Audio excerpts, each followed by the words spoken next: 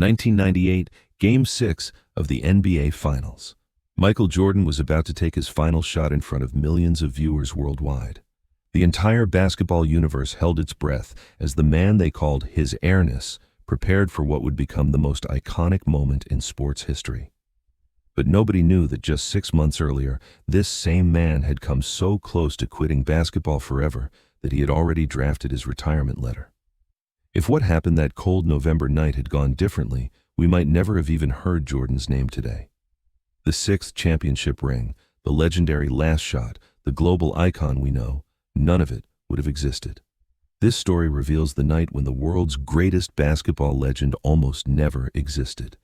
And I promise you, by the end of this story, your perspective on Jordan will be completely transformed.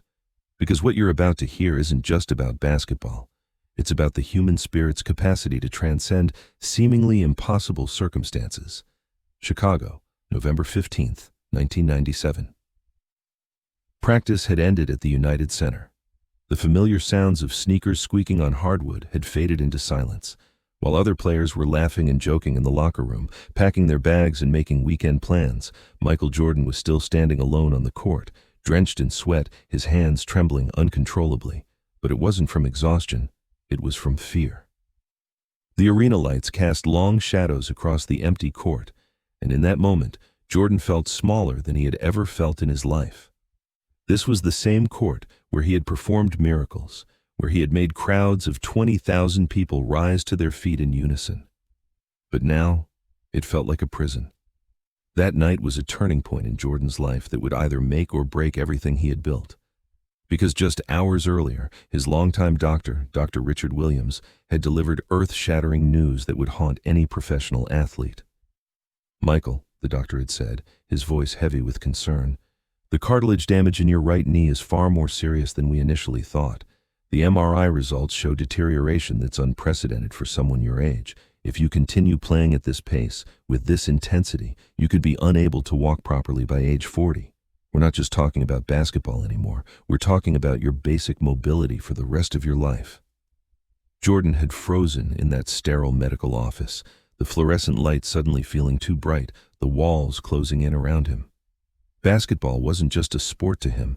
It was his identity, his breathing, his reason for existence. It was the language through which he communicated with the world.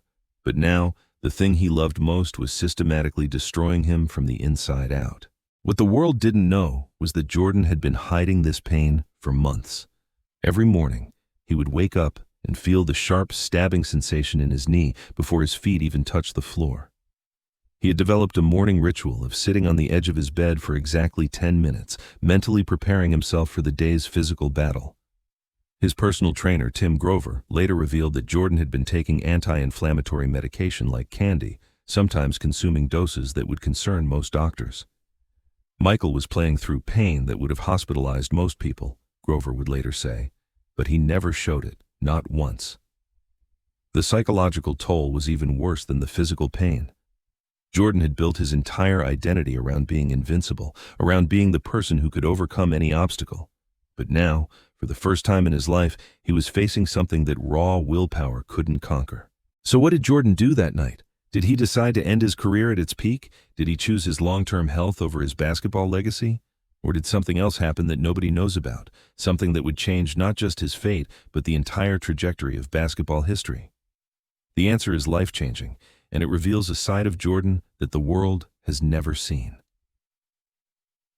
When Jordan returned home to his Highland Park mansion that night, his wife Juanita immediately sensed something was wrong. She had been married to Michael for 8 years, and she had never seen him like this. His usual confident stride was replaced by a slow, deliberate walk. His eyes, usually blazing with competitive fire, were empty and distant. "Michael, what happened?" she asked, her voice filled with concern as she watched him collapse into his favorite leather chair, the same chair where he had celebrated countless victories. For the first time in their marriage, Jordan broke down completely. The man who had never shown weakness, who had made a career out of being mentally unbreakable, crumbled before his wife's eyes. His hands were shaking as he told her the truth. "Juanita, I can't do it anymore. My body can't take it. The doctor says I might not be able to walk normally if I keep playing. What kind of father will I be to Marcus, Jeffrey, and Jasmine if I can't even play with them in the backyard?"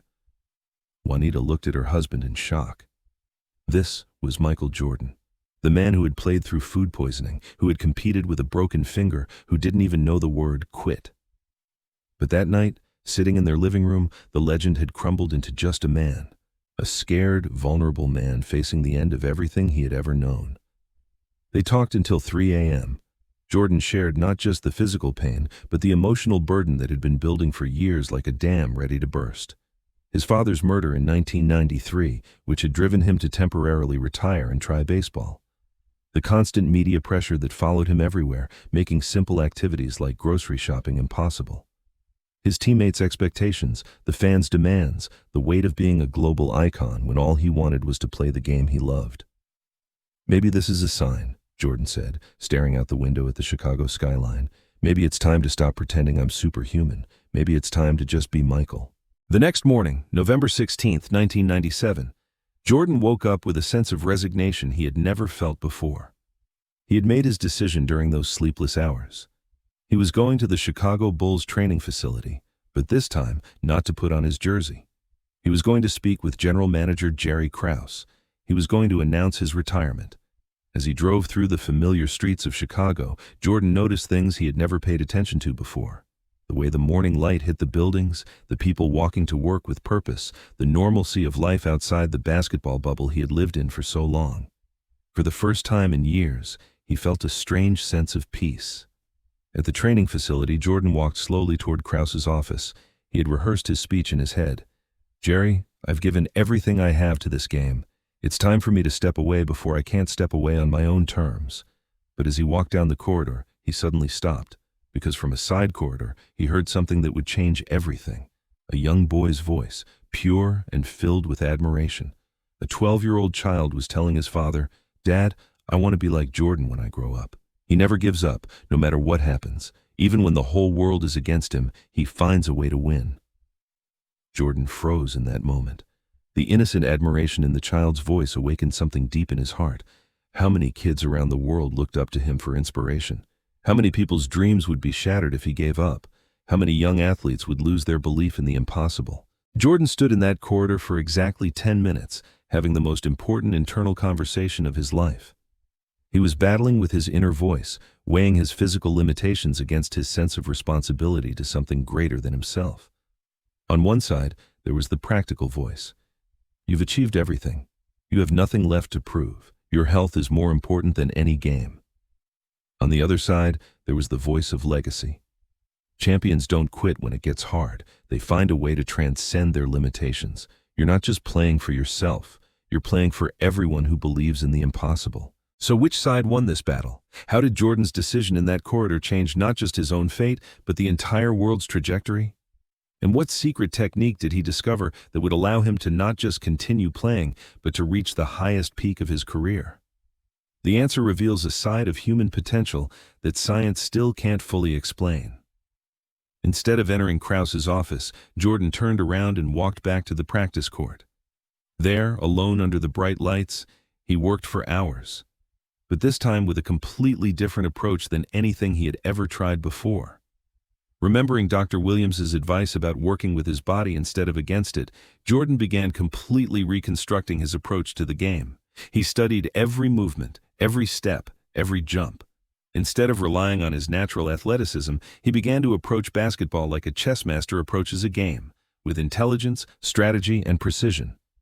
He spent hours analyzing video footage of his own games, identifying exactly which movements were causing the most stress on his knee. He worked with biomechanics experts to redesign his shooting form, his defensive stance, even the way he walked on the court. That night, something happened that nobody knew about. Jordan called his personal trainer Tim Grover at 11 p.m. "Tim, I need you to meet me at the gym tomorrow at 5 a.m. I want you to make me stronger without killing me. I want to learn how to play this game in a way that heals me instead of hurts me." Grover heard something in Jordan's voice that he had never heard before. This wasn't the old Jordan who relied solely on his God-given talent and competitive fire. This was a warrior who had decided to give everything, but with the wisdom of someone who had faced his own mortality. The transformation that followed was unlike anything the basketball world had ever seen. Jordan's teammates immediately noticed the change. Scottie Pippen, after playing alongside Jordan for years, said he had never seen him this focused, this methodical. It was like Michael had downloaded a new operating system, Pippen would later recall. He was still the same competitor, but now he was operating on a completely different level of intelligence. Dennis Rodman, known for his own psychological insights, noticed something even more profound. Michael is like a robot now, but not in a bad way, like he's operating on a program that's been perfected. Every movement has a purpose. Jordan was now playing every practice like a championship game, but he wasn't just playing to win. He was playing to prove something to himself. That he could overcome his age, his physical limitations, everyone's expectations, and even his own doubts. He developed what he privately called the Phoenix Method, a way of playing that would destroy his old self and rebuild him into something even more powerful.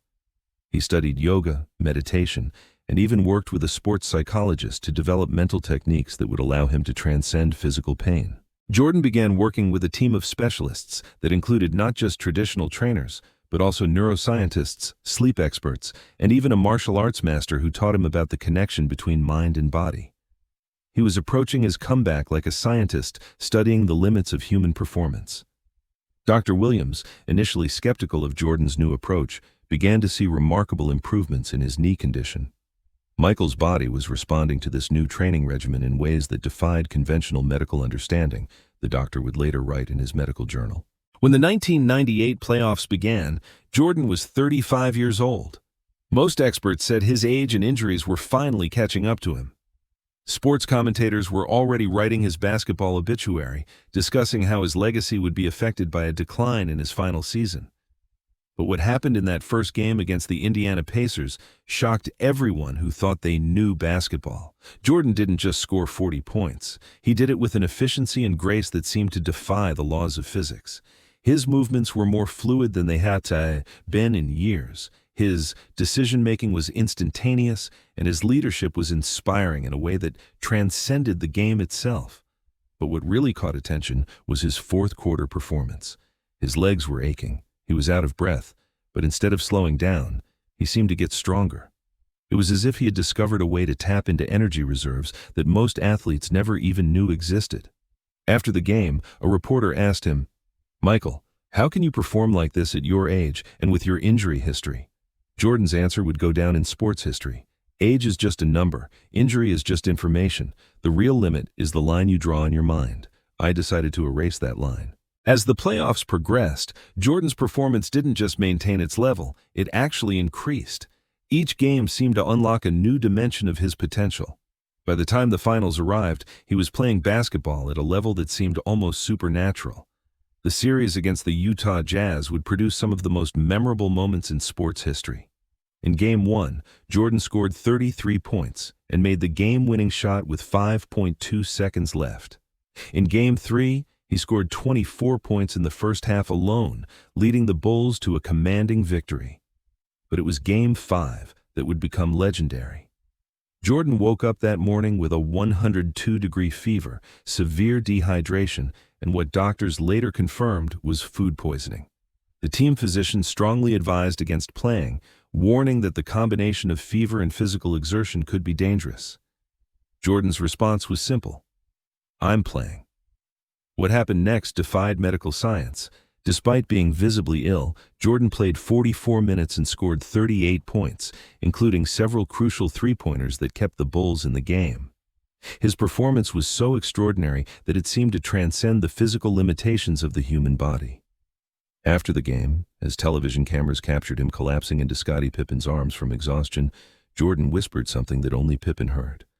"Sometimes the body says no, but the heart says yes. I listened to my heart." Game 6 was played in Utah, in front of a hostile crowd that wanted nothing more than to see Jordan fail.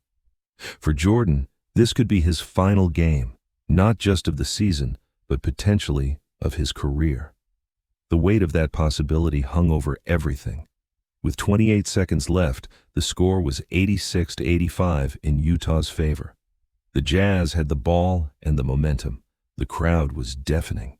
This was the moment that would define not just the series, but Jordan's entire legacy. Jordan got the ball with 18 seconds left. His legs were trembling, not from fear, but from the accumulated fatigue of 6 games of superhuman effort. But the determination in his eyes never wavered. As he slowly moved across the court, that November night flashed through his mind, the moment he had considered giving up the conversation with his wife, the young boy's voice in the corridor. And then it happened. That legendary sequence that would be replayed millions of times, the steal from Karl Malone, the methodical walk up the court, the crossover that sent Brian Russell sprawling, and that perfect, beautiful shot that seemed to hang in the air forever. The shot went in.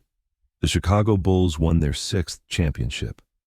But for Jordan, the real victory was proving to himself that he could transcend every limitation, physical, mental, and spiritual. In the post-game locker room, while his teammates celebrated around him, Jordan sat alone, holding the championship trophy. He picked up his phone and called Dr. Williams. "Doctor," he said, "how's the knee?" "Michael, this is medically impossible, but your injury seems to have healed significantly. Your body has somehow reprogrammed itself. The cartilage damage that we were so concerned about has actually improved." Jordan smiled. "Can science explain this?" "No, Michael, but maybe you can." Jordan's answer would become part of basketball folklore. When you align your mind, body, and spirit toward a single purpose, miracles become possible. "I didn't just heal my knee. I healed my entire relationship with pain, with limitation, with what's possible." That night, Jordan wrote in his private journal, "Today I learned that real strength isn't physical. Real strength is the will to continue even when it seems impossible.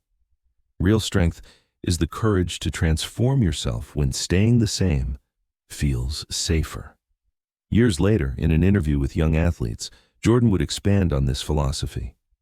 Success isn't about getting up when you fall. It's about being willing to fall in order to learn how to fly. It's about finding the courage to reinvent yourself when the world tells you it's too late. The impact of Jordan's transformation extended far beyond basketball. His approach to overcoming physical limitations influenced rehabilitation programs worldwide. His mental techniques were studied by psychologists and adopted by athletes in every sport. But perhaps most importantly, his story became a symbol of human potential, proof that our limitations are often self-imposed and that with the right mindset, dedication, and willingness to change, we can transcend what seems impossible. And that's why Michael Jordan isn't just a basketball player. He's a symbol of human transformation. His real power wasn't just the performance he showed on the court, but his ability to reinvent himself when faced with his greatest challenge. That November night in 1997, Jordan had 2 choices: give up or transcend himself. He chose to transcend. And this decision changed not just his life, but the lives of millions of people who learned that greatness isn't about never falling. It's about rising in a way that inspires others to believe in their own potential. Because sometimes life's greatest victories are born from the deepest valleys. And Jordan taught us this fundamental truth. True championship isn't won on the court, but in the heart. It's not about being perfect.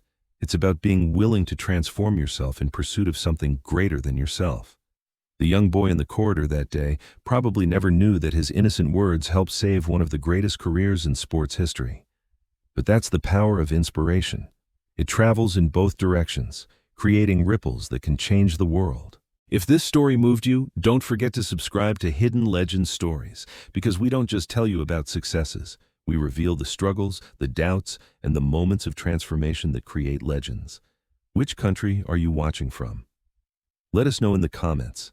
We love getting to know our viewers from around the world and hearing how these stories inspire you in your own journey. And remember, every legend was ordinary once.